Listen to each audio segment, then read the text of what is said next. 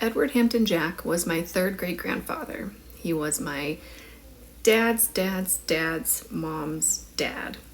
He was born in 1823 in Indiana and lived in Kentucky for a period of his life before ultimately ending up in Peoria, Illinois. Over the years, he was in the general mercantile business. He was involved in the manufacture of tobacco. He was a steamboat guy. He worked in grain and lumber. He was a distiller, a banker, and a real estate guy. So over the course of his life, he amassed quite a fortune. Edward married Annie W. Moss, the daughter of Captain William Sims Moss, in 1856. Together, they had 7 children: Minnie, William, Anne, Lyle Angela, who's my second great-grandmother, Noel Hampton, Rose, and Edward M. In 1888, Annie, his wife, died, leaving Edward a widower. So when he got older, he has this fortune. He has no wife. He has 7 adult children at this point. What do you think happened? Well, they had a truly harmonious family environment with absolutely zero drama. Right? I wish I could say that was the case. Unfortunately, that's not exactly what happened. The specific details vary depending on which newspaper article you read, but ultimately, in January 1907, the first headlines started appearing.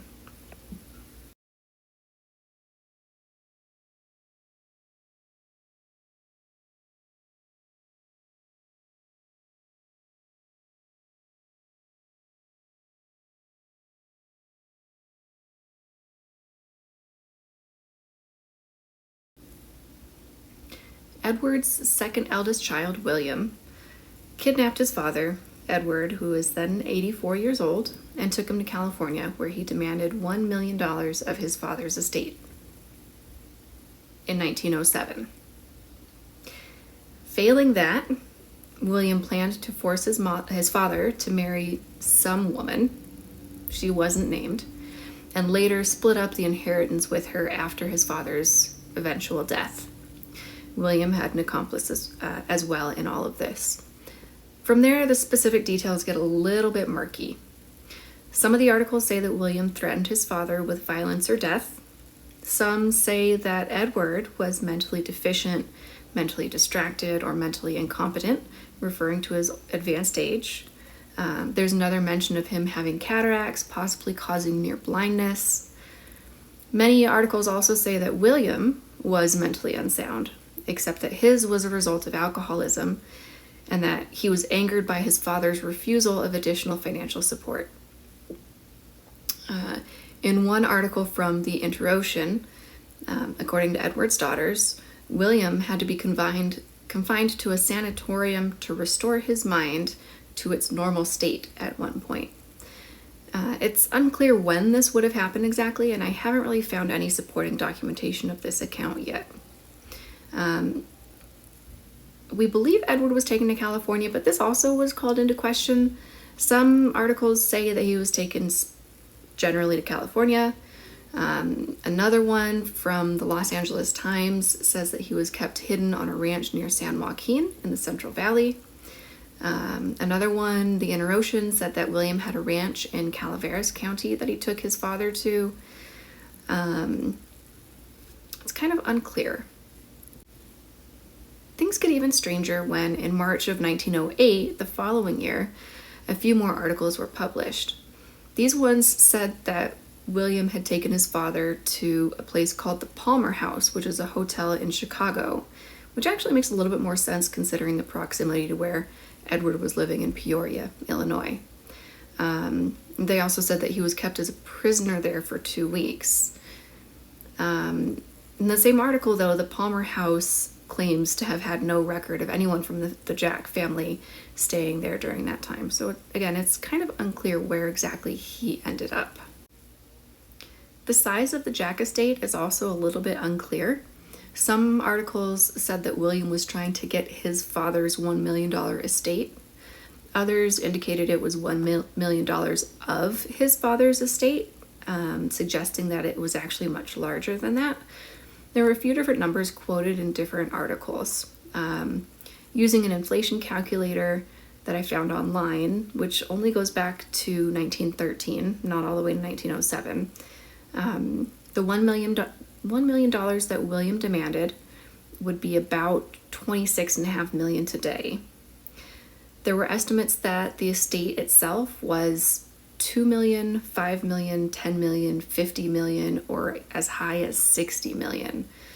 And that $60 million number would be roughly $1.5 billion today. At the end of the day, though, I don't really know how this was resolved. It's not totally clear. Edward's one-time attorney, a man named Ansel Smith, said in a Los Angeles Times article that there was no kidnapping, that Edward was fine, nothing actually happened. Again, unclear. In the year following the kidnapping, or the supposed kidnapping, in 1908, Edward died suddenly in April in Peoria. So whether he was kidnapped or whether he wasn't, he did eventually end up back in Peoria where this whole thing started. His cause of death was listed as enlargement of the heart. His daughter, my second great-grandmother, Lyle Angela Jack Howe, married name Howe, escorted his remains from Illinois to Stockton, California, where he was buried next to his late wife, Miss Annie W. Moss.